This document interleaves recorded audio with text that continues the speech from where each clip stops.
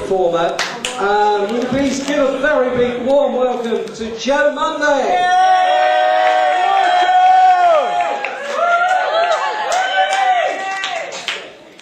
Even though it's across the border, we don't mind you coming down here. What? We don't mind you coming across the border. Oh, you're funny, mate. Yeah. You should get an agent. Yeah, travel agent. Bugger off.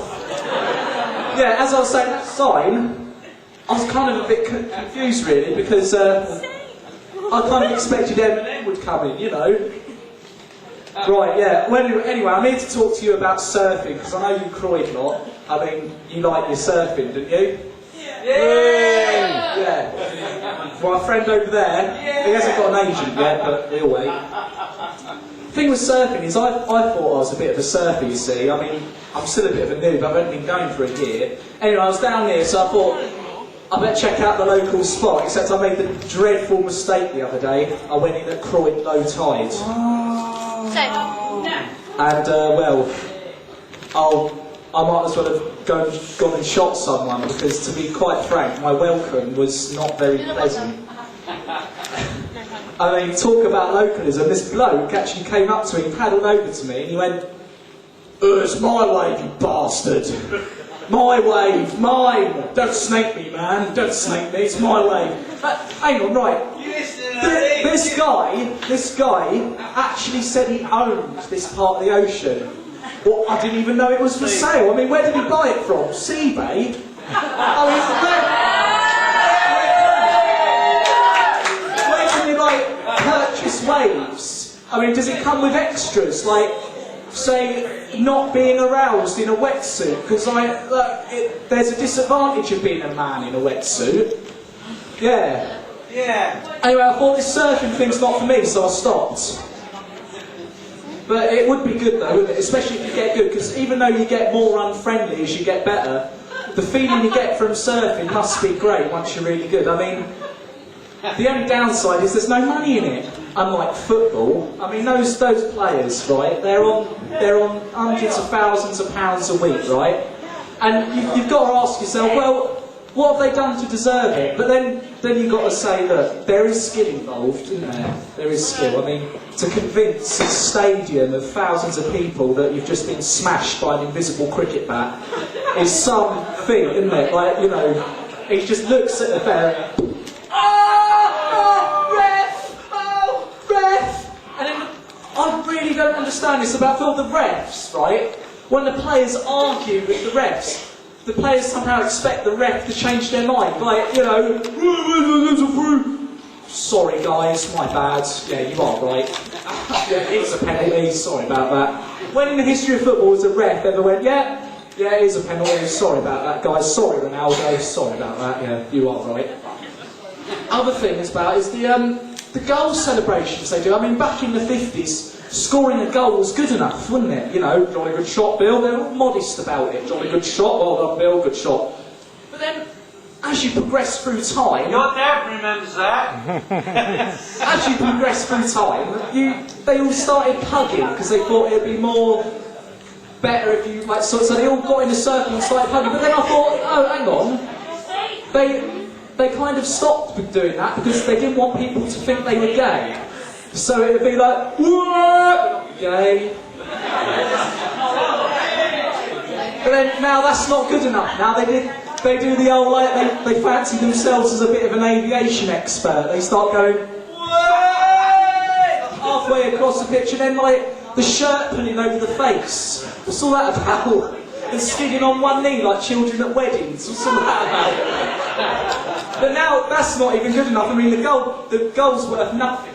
Not unless you can back it up with a good... Early! Oh, mic's gone anyway. I'm sure you can all hear me. Right, it's back now. Yeah.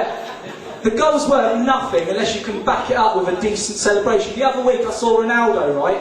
He done across like 18 backflips across the pitch. I mean, like, forget the goal's worth nothing. Like, they should just forget linesmen. Just bring on Olympic judges with all little placards, like numbered 1 to 10. Right, here's Ronaldo. We've abolished the penalty shootout. Let's bring on the horse and the bars. Can Ronaldo land this one with a difficulty of 3.8? Right, let's see. Could you imagine him trying to land that's one of those bar tricks in his full football kit? I mean, like, and when they try and incorporate it, they go like...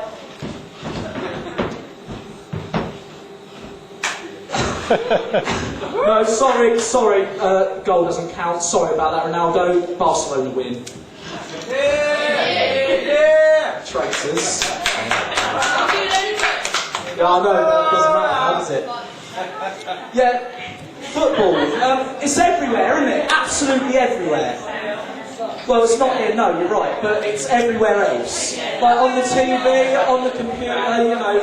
But the thing about computers, if you are a football fan, you want to look at football on the computer. If you ever have that problem where it goes connection not found. Well, hang on, right, I ain't moved it. You're the computer. Like, where have you put it? Connection not found.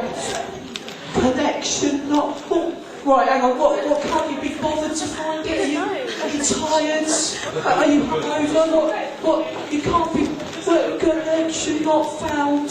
Well, where the hell? Look harder then. Where's it gone?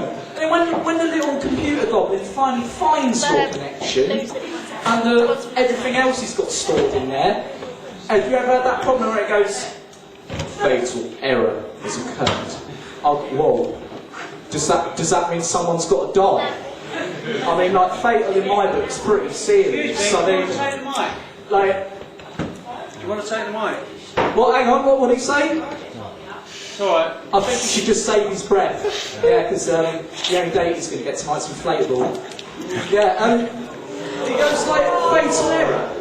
Fatal error. What? I just got to walk away. I mean, I don't want to be responsible for someone's death just because I clicked a mouse. I've got to walk away, you know. I'm not handling this. Yeah, one last thing, totally off subject. This is great, isn't it? Like, the whole thing, right? But, I couldn't help but notice in the flyers, here, I've got one here. The band's great, aren't they? Like that Deluded, they were well good, weren't they? Except, I wonder who wrote the flyers. I mean, someone likes the Deluded a lot, don't they? And also, I mean, have you got any parents of Deluded? I mean, we're not deluded parents, and not necessarily parents of deluded children, but parents of the deluded band. I mean, yeah, did you write this? Yeah, or the confused. Have you got any confused parents here? Yeah, no. Or parents of confused children. Well, I think, judging by you lot, I bet there's a load. Yeah. This demonstration by the ugly tug of war team. I know how tug of war works.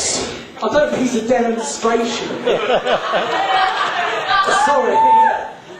I mean, like, when in the history of like tug of war, tug is quite a fast movement, isn't it? It's quite fast. So, yes, I would call it tug of war if there was a rugby team on one end and 12 babies on the other end.